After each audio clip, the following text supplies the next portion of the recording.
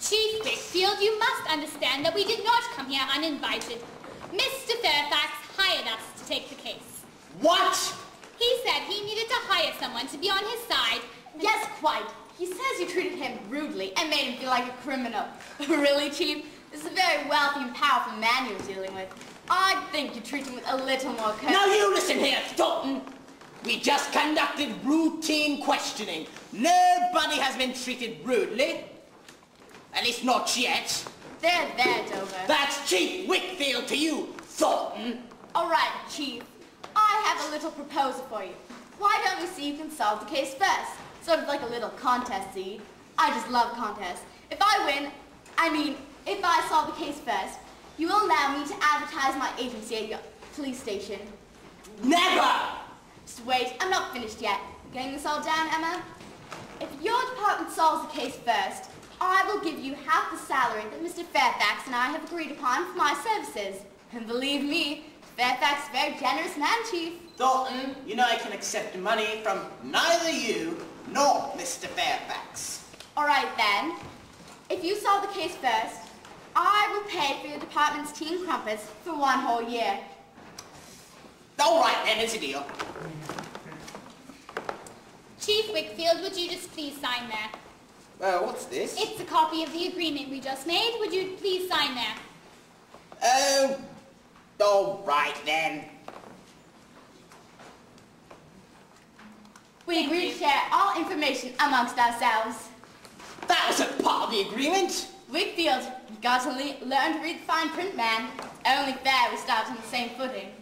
You just want to take advantage of all the work we've done so far. And I suppose you want us to share the evidence that we've collected with you as well. You mean evidence, such as that big shoe you discovered earlier? Never mind. Officers, please, let's stop quibbling. We have a case to solve. Edor, if you'll just show the detective and Miss Reed the evidence we have so far.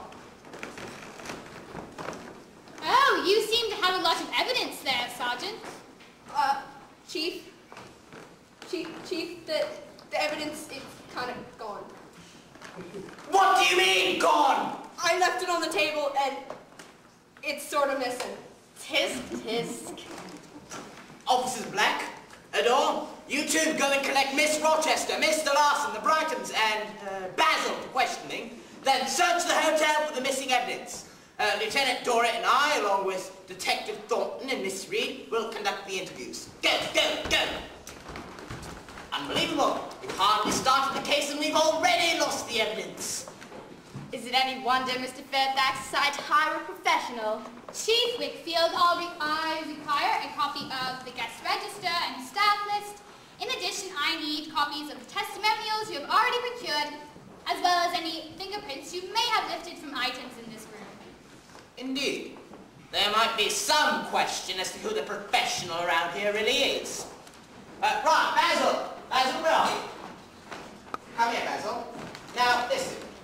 I understand you're the first one to find Mrs. Fairfax after the robbery. Right, now, according to Mr. Fairfax, when he left to retrieve a missing pocket watch from a taxicab, you were sleeping at the front desk. Right, now, according to his testimony, you were the only one in the room with Mrs. Fairfax both before and after the robbery took place. You must understand, Basil, this does not look good for you. What? You don't like it? Always my mother would give it to me for my birthday. Oh, you must be Miss Rochester. Who are you? I'm Detective Thornton's personal assistant. I'd like to ask you a few questions regarding your whereabouts at 11 o'clock last night. Let's have a seat on the couch, shall we?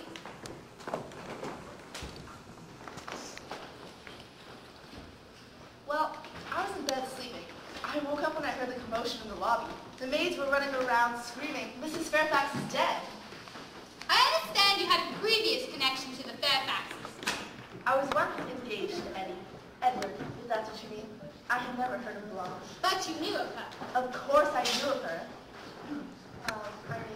Eddie broke off our engagement because of her. Sounds like a little bit of resentment there. Well, I was resentful, but that was 10 years ago. So how is it that you both ended up at the same little green across the ocean.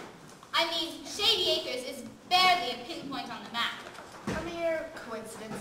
I'm on vacation from my secretarial position, you see. And I just happen to like the little out-of-the-way places. You might want to ask Edward what possessed him to drag his wife here. She's bored to tears. I wouldn't be surprised if she staged the whole robbery herself to relieve her boredom. Yes, I'll be sure to tell her you suggested it. Look, if you really wanted to be helpful, you'd help me find my diamond engagement ring. It's been missing since this morning. I'll make note of that.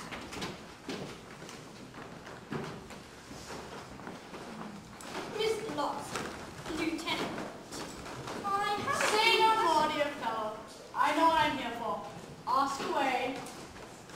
All right then. Where were you at around 11 o'clock last night? I was in my room, reading a good book and smoking my pipe. You don't retire early then? Not usually, no. I understand from the hotel's owner that you are a regular guest here. In fact, you seem to have taken up permanent residence. I rather like it here. It's a quaint little place.